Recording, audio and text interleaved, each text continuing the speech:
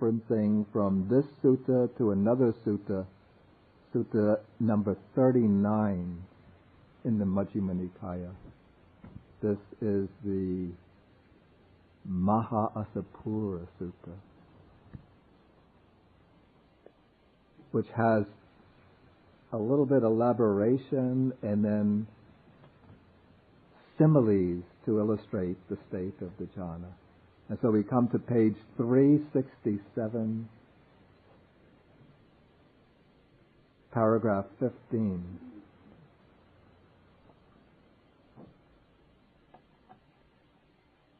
Here we start off with the same formula, having abandoned these 5 hindrances, and so on, up to with rapture and pleasure born of seclusion. But now the text continues. He, that is the meditating monk, makes the rapture and pleasure born of seclusion drench, steep, fill, and pervade this body, that is, this physical body, so that there is no part of his whole body unpervaded by the rapture and pleasure born of seclusion. That is, the state of jhana is the rapture and pleasure are so pervasive and so intense that it is as if they are pervading the entire body, even from the top of the head to the tips of the toes. And then to illustrate this, a simile is used.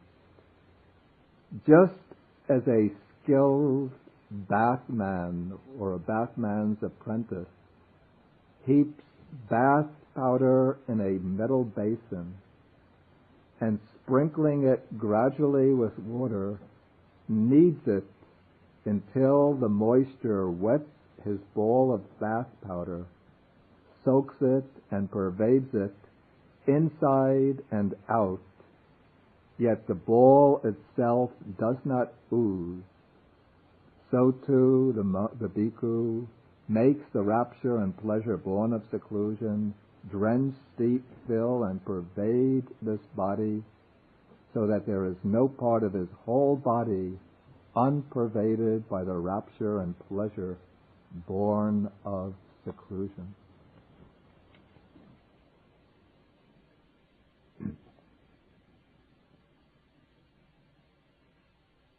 And so sometimes, like, people get the idea that in Buddhism, practicing Buddhism, one is supposed to avoid any kind of joy or pleasure, just keep equanimity.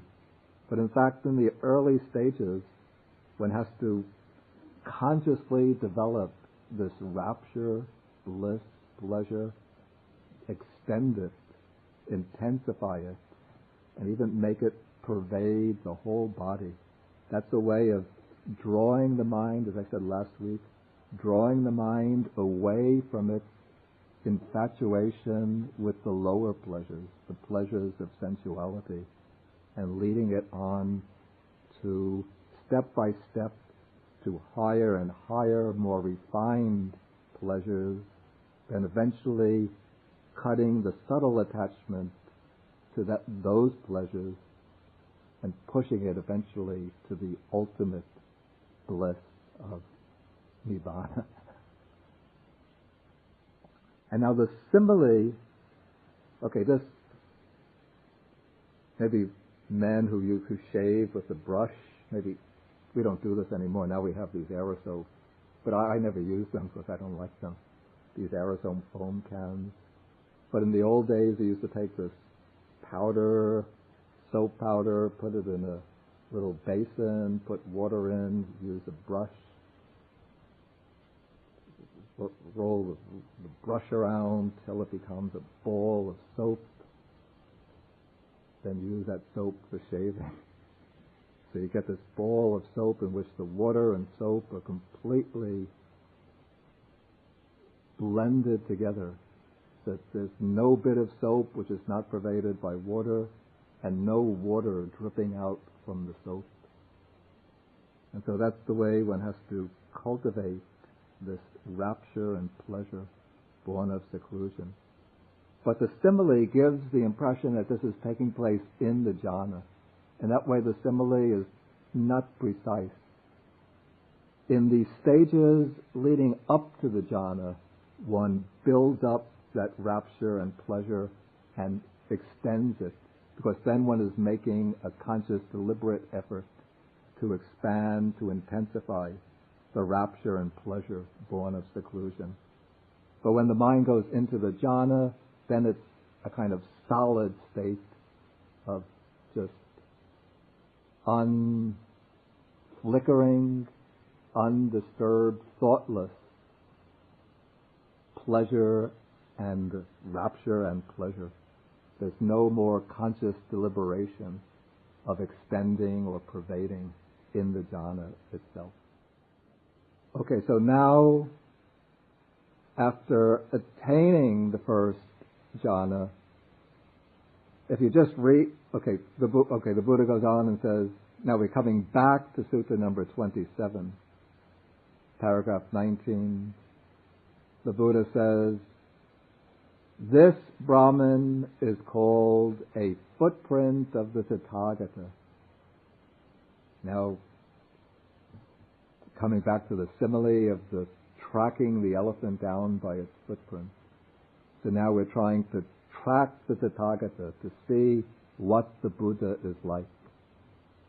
And so now we see a footprint of the Tathagata. Since this is when the Buddha attained his enlightenment, this was, on that night of his enlightenment, the first step that he took towards the enlightenment was the attainment of the first jhana. So it's something scraped by the Tathagata, something marked by the Tathagata, but the noble disciple doesn't yet conclude that the Buddha is fully enlightened, the Dhamma is well proclaimed, the Sangha is practicing the good way. The reason, as we said last week, because those who are not fully enlightened can attain the jhanas. Even non-Buddhist ascetics can attain the jhanas. So the jhana is a necessary condition for being a Sammasambuddha, a fully enlightened Buddha, but it's not proof that one is a Buddha, the fact that one has attained the jhana. Okay, now if you just read the sutta, you get the impression that as soon as one achieves the first jhana, one goes on immediately to attain the second jhana.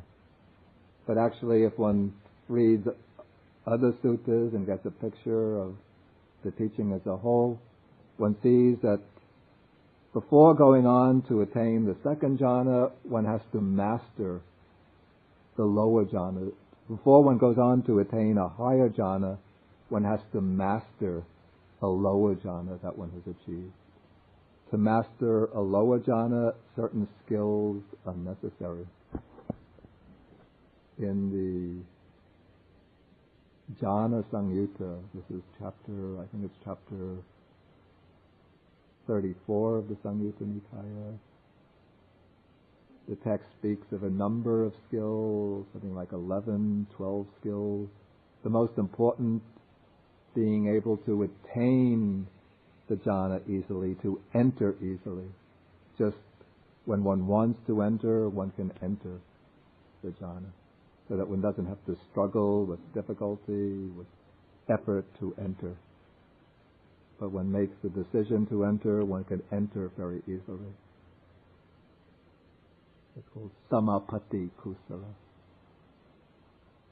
Then one can maintain the jhana for as long a time as one wants. If one wants to remain in the jhana 5 minutes, one will be in for 5 minutes. Half an hour, one will be in a half an hour. An hour, one will be in an hour. One wants to extend it for 2 hours, 3 hours, one can do so.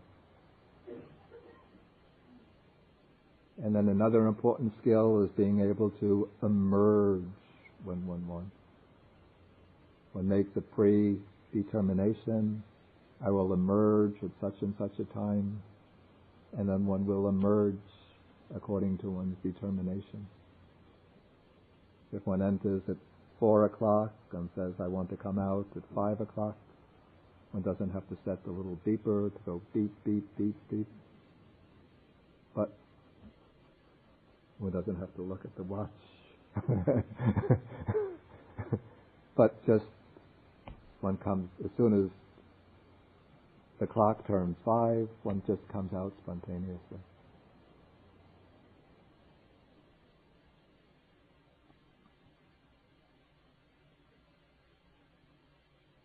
Okay, maybe to gain the second jhana, one doesn't have to have that extraordinary mastery, but one has to have a fair degree, one is encouraged to have a fair degree of experience, let's say experience with the first jhana, to attain it over and over, so one becomes very familiar with it. Then as one becomes familiar with the first jhana, one begins to see that as joyful, as blissful as the state is, it still has certain imperfection to it. And what is that imperfection? It is flawed by the presence of vitakka and vichara, this mental application and sustained thought or examination. These are seen to be gross factors. They still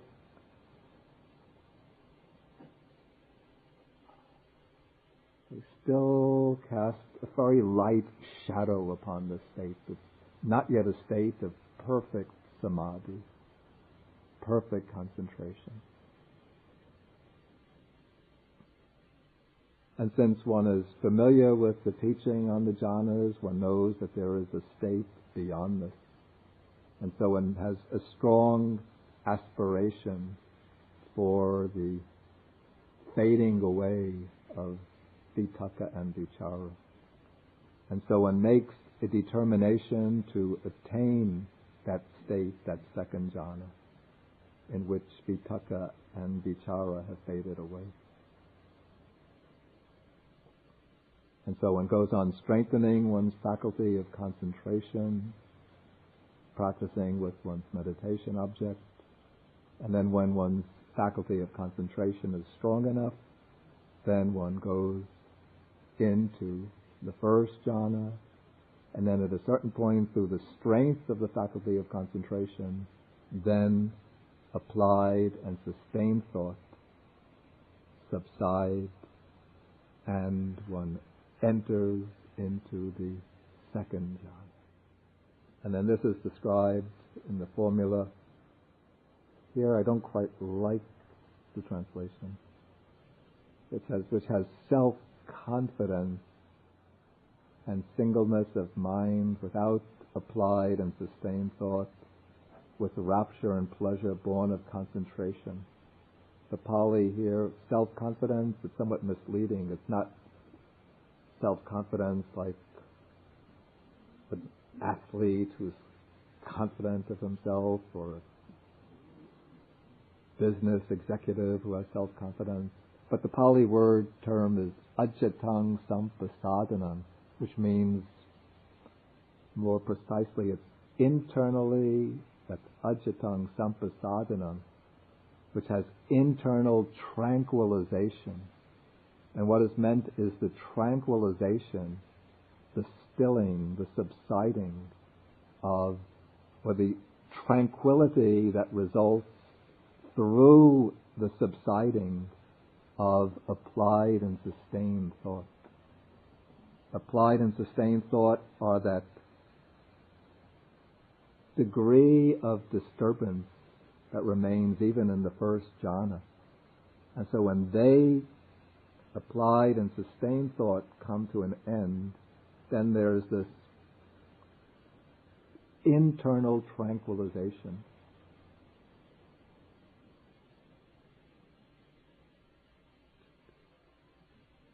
And then there's the singleness of mind, chaitaso ekodi bhavang, That's the unification of mind, the very strong samadhi. And that comes because there is no more applied and sustained thought. And now there is rapture and pleasure.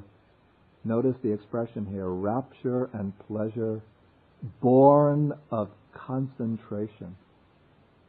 In the formula of the first jhana, if you just look up at paragraph 19, one has rapture and pleasure born of seclusion. The rapture and pleasure that arise through seclusion from the five hindrances. But now the five hindrances have been left far behind, and so now one has a more refined rapture and pleasure that are born through the power of samadhi itself.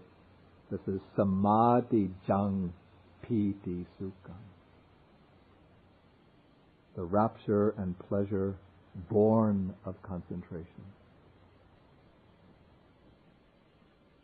Then turning to Sutta number 39.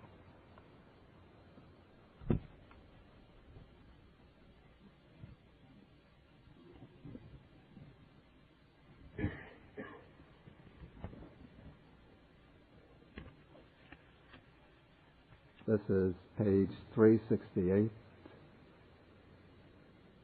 paragraph 16. The text continues, he makes the rapture and pleasure born of concentration, drench, steep, fill, and pervade this body, so that there is no part of his whole body unpervaded by the rapture and pleasure born of concentration. Just, now we come to the simile, very beautiful simile. Just as though there were a lake whose waters welled up from below, and it had no inflow from the east, west, north, or south, and it would not be replenished from time to time by showers of rain, then the cool fount of water welling up in the lake would make the cool water drench, steep, fill, and pervade the lake, so that there would be no part of the whole lake unpervaded by cool water. So too a bhikkhu makes the rapture and pleasure born of concentration drench, steep, fill, and pervade this body, so that there is no part of his whole body unpervaded by the rapture and pleasure born of concentration.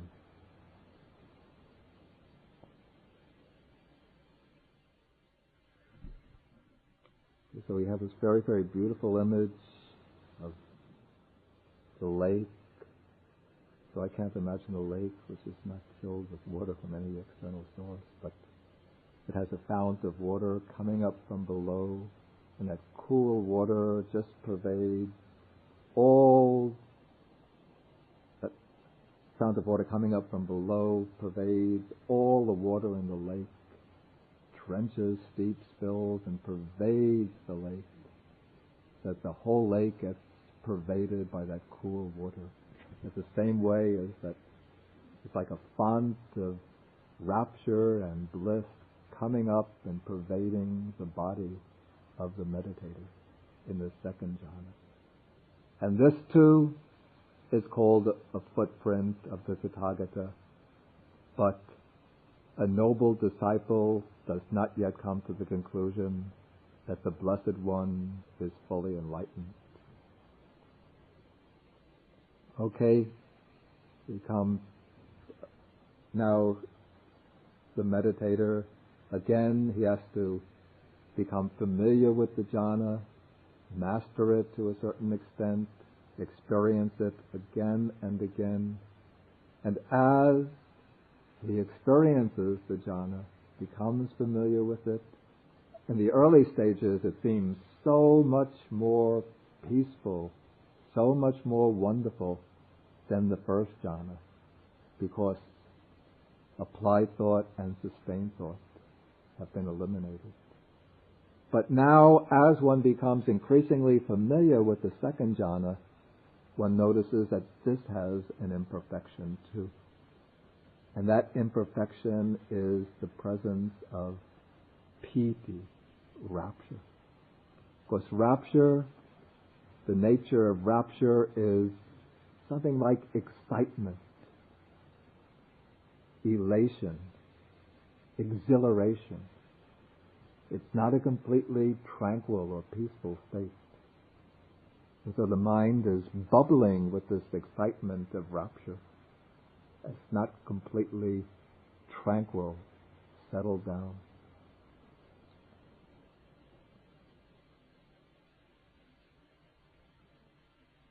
And so the meditator will be aware that there is a state beyond the second jhana in which there is no rapture. That is the third jhana.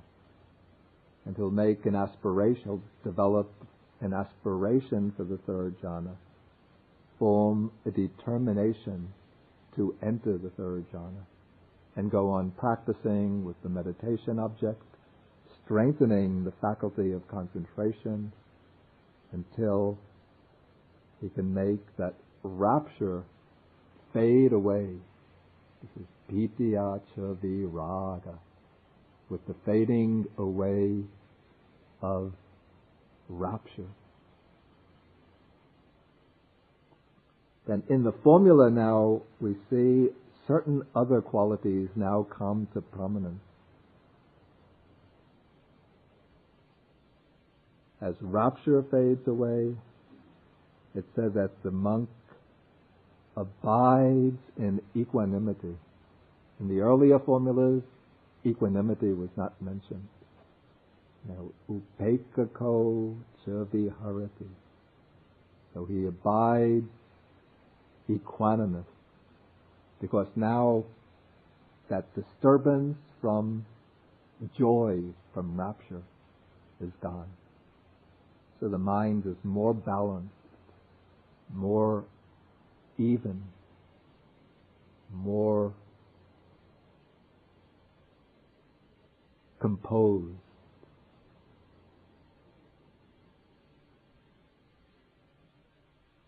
And now in developing all the jhanas, there had to be mindfulness and clear comprehension. But they weren't mentioned in the formulas for the first two jhanas, because their functions were somewhat subordinate. Because they were overpowered, their functions were overpowered by the other factors. But now in the third jhana, mindfulness and clear comprehension come to prominence. And now he's still feeling pleasure with the body, he's experiencing this bliss, pleasure, and he enters and dwells and abides in the third jhana, of which the noble ones announce he has a pleasant abiding, who has equanimity and is mindful. See, now equanimity and mindfulness are becoming increasingly more prominent. Now we go ahead to Sutta 39. This is now paragraph 17. Continue from about the fifth line down, sixth line down. He makes the pleasure divested of rapture. You see the way this is now described? This is nipitika sukham, I think it is. Nipitikam sukham. This is the sukha. This is the pleasure, happiness, or bliss without rapture, without that exhilaration or excitement of joy. So he makes that pleasure divested of rapture, drenched, steeped, fill, and pervade this body, so that there is no part of his whole body unpervaded by the pleasure, divested of rapture. Then another very lovely simile. Just as in a pond of blue or red or white lotuses, some lotuses that are born and grow in the water thrive immersed in the water without rising out of it. And cool water drenches, steeps, fills, and pervades them to their tips and their roots, so that there is no part of all those lotuses unpervaded by cool water.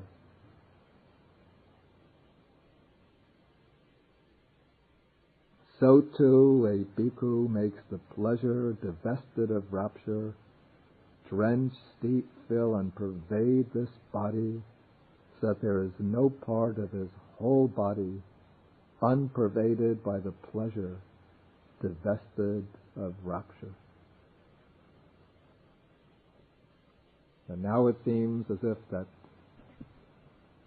bliss of the jhana is covering the entire body, so that the entire body is just immersed within that bliss.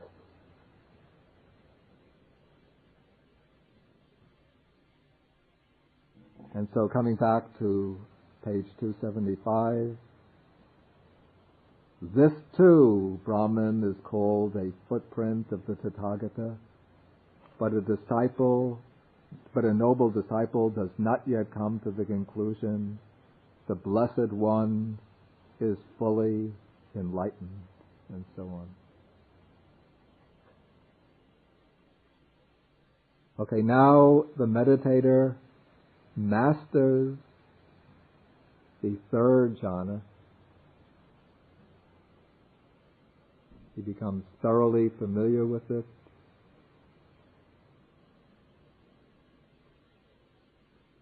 Is able to attain it very often. And as he does so, then he will notice that even the third jhana has a certain defect. And that is the feeling of the third jhana. That particular felt quality is one of pleasure or bliss. And pleasure or bliss is close to attachment. It is an object of attachment. We use that sublime or very refined pleasure or bliss of the jhanas to draw the mind away from the lower pleasures, the pleasures of sensuality.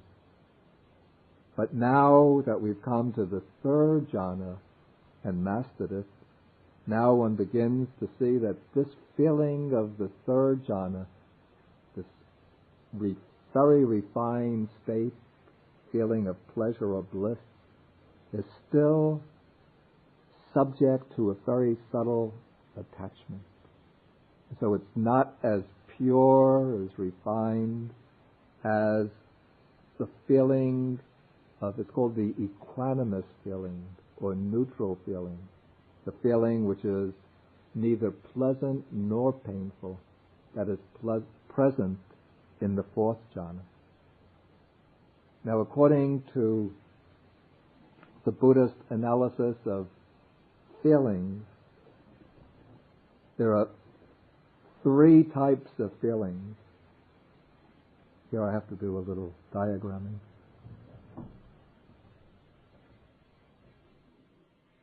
Is this? See that? I can't erase anything. It's finished?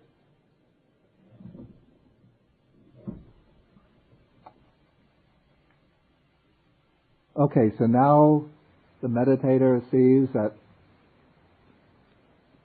the feelings which come in these pairs of opposites pleasure and pain. These are bodily pleasure, bodily pain, and mental joy, mental grief or sadness. Those feelings are imperfect, out of balance, because they always have to come in these pairs of opposites. And beyond them, there is a state of neutral feeling, equanimous feeling, a state of neither, which is beyond pleasure and pain, beyond joy and grief. And that is the feeling in the fourth jhana. And so the meditator now makes the determination. First, he arouses the aspiration for the fourth jhana, then makes the aspiration for the fourth jhana. He arouses the aspiration for the fourth jhana, makes the determination to enter it, then undertakes the practice, and when his faculties are mature enough, then with the abandoning of pleasure and pain, now he's overcoming the subtle pleasure, the experience of pleasure with the body that remained even in the third jhana. And earlier he had overcome painful bodily feelings. And earlier he had overcome joy and grief. Now he enters and dwells in the fourth jhana, which has neither pain nor pleasure. It has that fifth type of feeling, which is called neither painful nor pleasant feeling. And it has purity of mindfulness, which is due to the presence of equanimity. It said that mindfulness is present throughout the whole process of developing jhana. But all the other factors in the jhana, all the other factors in the lower jhanas obscured the purity of mindfulness because they prevented perfect equanimity. But now, when there is this neutral feeling, this feeling of neither pain nor pleasure, then the equanimity reaches its peak. And when equanimity reaches its peak, then mindfulness reaches its fullness of purity. This is somewhat like we have the moon in the sky, but if there is the sun, some degree of sunlight, we can't really see the beauty of the moon, the full moon. But when it's a perfectly dark night, no degree of sunlight at all in the sky, then you could see the bright, shining, pure, full moon. So when there's no degree of any pleasure, pain, joy, or grief in the mind of the meditator, when the equanimity is perfectly balanced, that is like the darkness of the sky. And then the purity of mindfulness, that is like the bright, shining, radiant, full moon. Okay, then we turn now to Sutta 39, the simile for the fourth jhana. This is page 368, paragraph 18, very bottom of the page.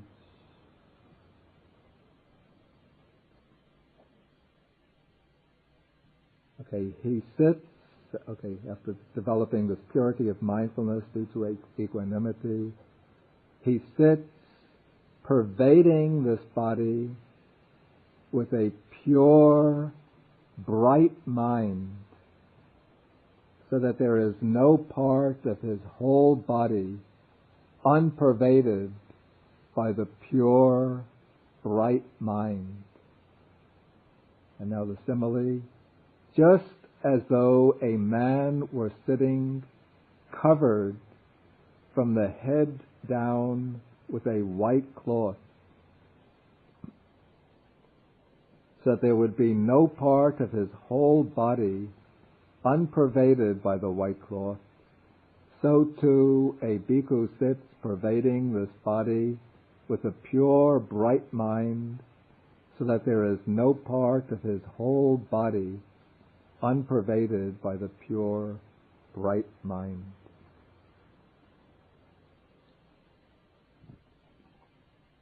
Okay, so now in this fourth jhana, the mind has become very bright, pure, radiant, free from any disturbance even by this very refined pleasure and bliss of the third jhana. So equanimity has now reached its fullness, mindfulness has reached its fullness, and the mind is radiant, very subtle, and that bright, radiant mind is now pervading the entire body. And then back to page 276.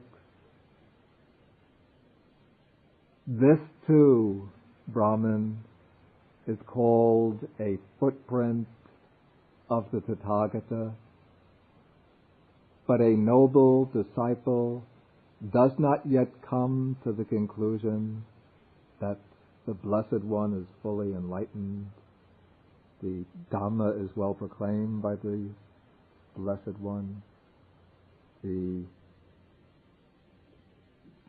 Sangha is practicing the good way. Okay, maybe at this point I should stop and ask if there are any questions. Yeah.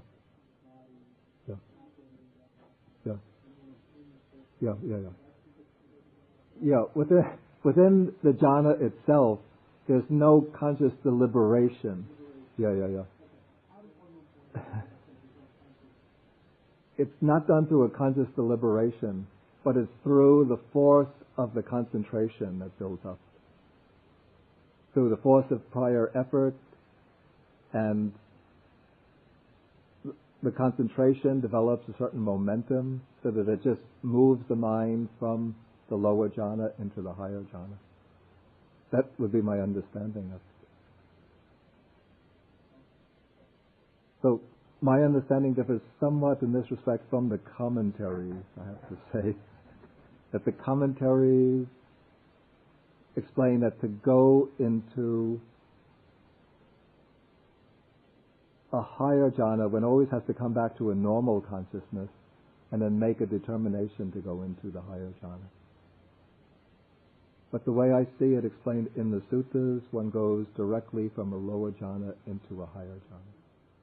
And that's the way I've seen it explained by some meditators who I feel confident.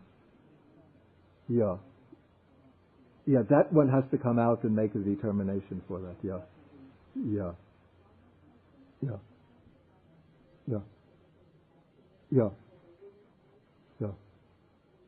I didn't quite understand what the question has to do with meditators outside the field of... Yeah.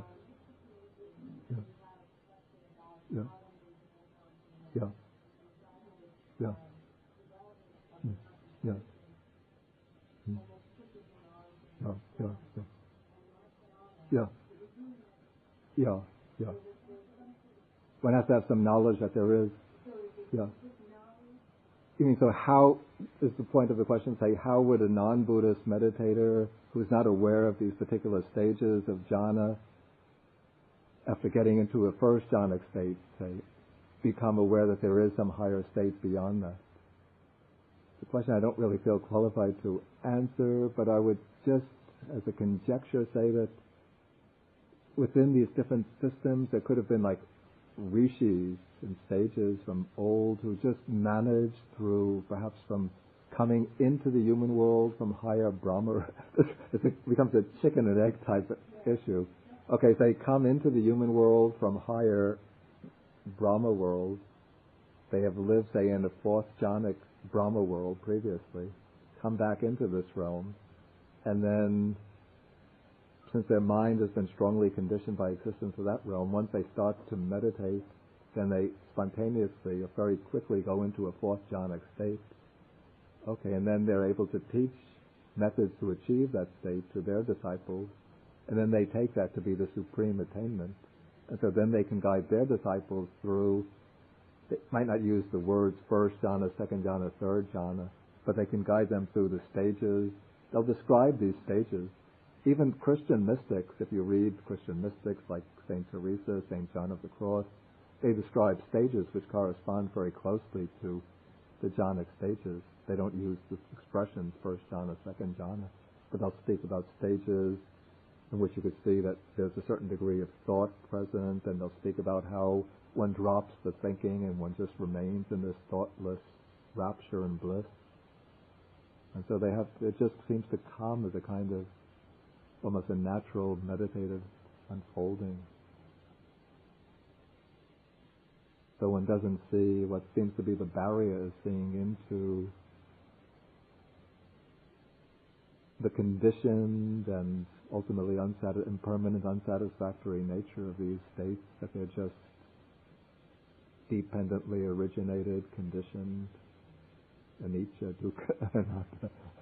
That's like the Buddha's original contribution to the understanding of these states. Sukhi. Yeah. Yeah. Yeah. Yeah. Mm. Mm. Yeah. Yeah. Yeah. Yeah. Yeah. Well, I would say that the mindfulness and the sampajanya do contribute to lead one to the next step. I wouldn't say that just that they themselves lead one to the next step. Yeah. Yeah. Yeah, that wakefulness, jagarya, you could see the way it's described. It's describing somebody who's practicing meditation very diligently. That person practices the meditation continuously during the day, walking, doing periods of walking meditation, sitting meditation, walking meditation. Then during the first watch of the night, that would be 6 p.m. to 10 p.m., again continues practicing walking and sitting. Then lies down mindfully during the middle watch of the night in the lion's posture. That's with lying on the right side, one foot on top of the other, having determined in the mind the time for rising. And then gets up in the third watch of the night, maybe perhaps 3 a.m., 2 a.m., 3 a.m., and then continues the practice. So that means keeping awake as much as possible. So it's not the same as mindfulness. Yeah. Yeah. Adukkha masukha. Yeah. It's that M it's called a euphonic consonant. It's just put in order to fill a gap between two A's. Yeah. The mindfulness is what holds one, and the concentration. Yeah. At that point one doesn't need vitakka to hold one to the meditation object. The vitakka, the applied thought, is necessary in the initial stages. That's what directs the mind to the object, directs the mind to the object, directs the mind to the object. And then in the first jhana, vitakka is what keeps the mind holding to the object. But then once the mind becomes fixed on the object through vitakka and vichara, then vitakka vichara can drop off, and then the mind will still stay on the object through all the other factors. So one doesn't have to worry it's not going to lose the object. Yeah, it's a momentum, that's a good word. Yeah. It's a little bit like saying, when children learn to ride the bicycle, they go from the tricycle to the two-wheeling bicycle, and then I remember we used to have training wheels. Then you say, what happens when you take the training wheels off? What is going to hold you up? The child will ask, what's going to hold you up when we take the Mommy, what's going to hold me up when you take the training wheels off? The bicycle's going to fall off and I'll collapse onto the ground. But you say, you build up a momentum, and then the two wheels will hold you up. You don't need the training wheels anymore. There's nothing like an agent in the sense of a self directing the mind. It's just sort of like that in the philosophical way. It's just determination as a mental factor directing the mind. But like that in the conventional way of speaking, it's you yourself direct the mind. Yeah, the trouble with the word awareness is that it can be used as it's used here, you mean? Yeah. Okay. Yeah, you see, what is translated here as full awareness, that is sampajanya. And now I prefer now to render sampajanya as clear comprehension. Then in an earlier class, about 2-3 weeks ago, I gave an explanation about sampajanya. And so some people render, see, the Pali terms have quite precise meaning. But when you come to the English word awareness, some people use it to render sati. What we render mindfulness, they use awareness. Then others, like Venerable Nyanamoli, use awareness for sampajanya, and I let it stand here. But I don't like that because it creates a confusion. Then other people use awareness for, even for citta, for consciousness. What is consciousness? But I explain it that way. What is consciousness? The awareness of an object. And so awareness can mean everything from an ant responding to a stimuli. It's aware of the stimulus. To a Buddha's Sabhajnana is all embracing awareness. Yeah, that's a good question, a very good question. In the initial stages, one would have to go from the first to the second, from the second to the third, to the third to the fourth. But after one gets experience of the jhanas and then masters them, and then there are four beyond this, the four formless meditations. And once one masters those, then one can, like a juggler juggling balls, one can go from one to another to another to another. And then there are the 10 kasinas. This is the training that's given in the monastery in Burma for developing the abhinyas, the supernormal powers. What you have to do is be able to go from the first jhana to the 8th meditation in forward order, then down, using one of the kasinas, up, down, then take it with the second kasina, up, down, then go through all 8 kasinas. Then eventually one has to get the skill to be able to go in first jhana with one kasina, second jhana with the next kasina, third jhana with the third kasina, fourth kasina with the fourth. Just do it per second like that. Split second. So one just puts the mind in, out, then comes second jhana, second kasina, third jhana, third kasina, fourth jhana, fourth kasina. So the mind becomes very quick, very subtle. Then on that basis, then one could start developing the supernormal powers.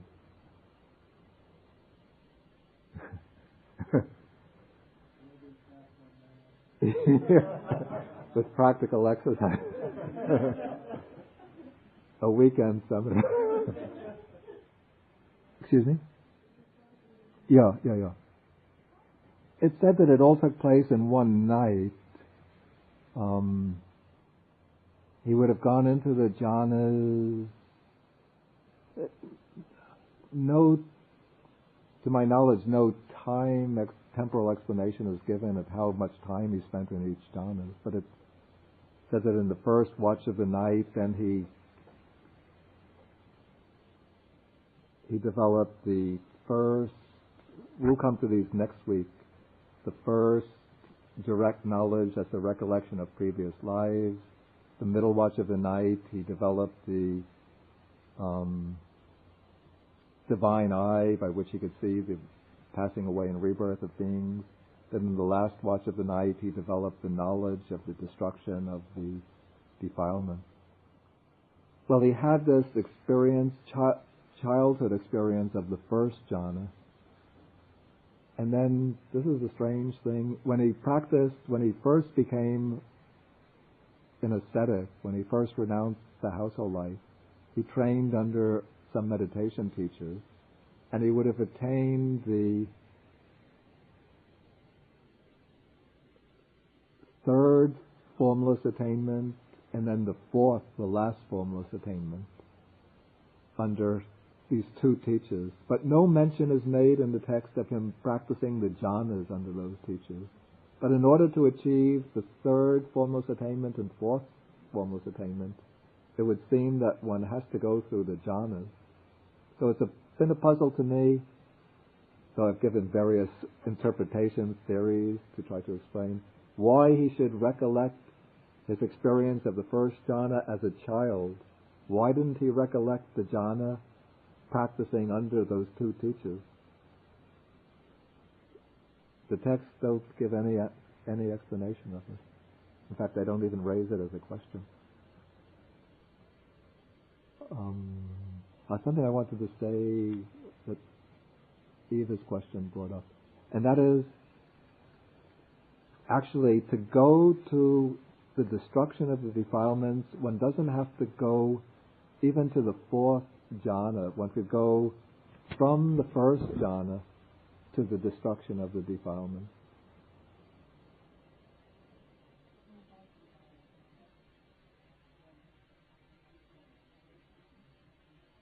Access to the destruction of the defilements, this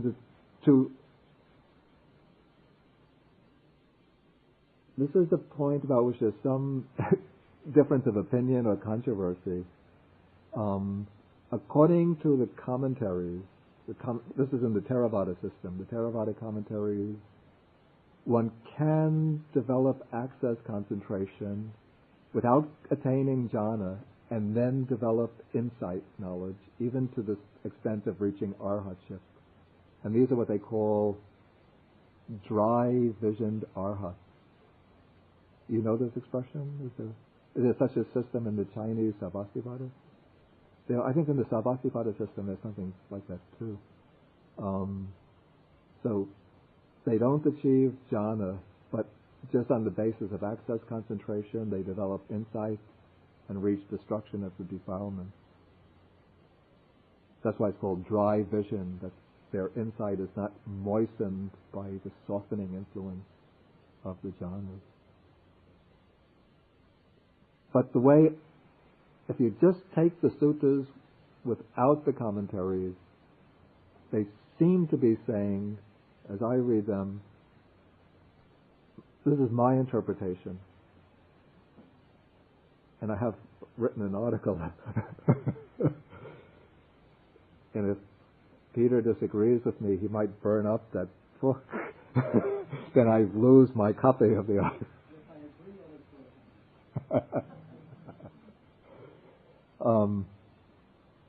Of the four stages according to the early Buddha system, 4 stages of liberation, in my understanding, one could reach the first 2 stages, stream entry, once returning, without jhana.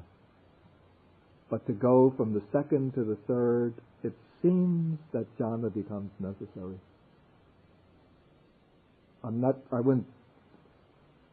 I think it's possible, in that article I say that there might be another way that's even acknowledged in the text. But some suttas seem to lay it down To go from the second to the third jhana becomes necessary. And if that's the case, then to reach the fourth stage, arhatship jhana becomes necessary. Okay, if only one question, that will be the last. Don't have to take them. Yeah.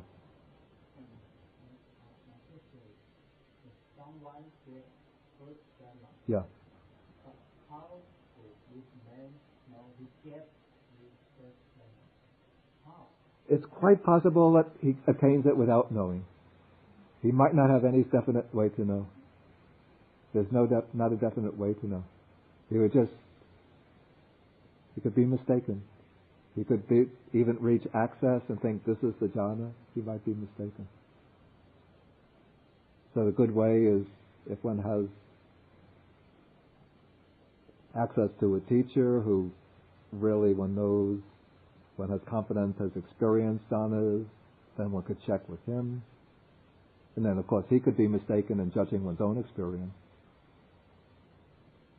So there's a lot of room for mistakes, that's all. Okay. We do the sharing of the merits.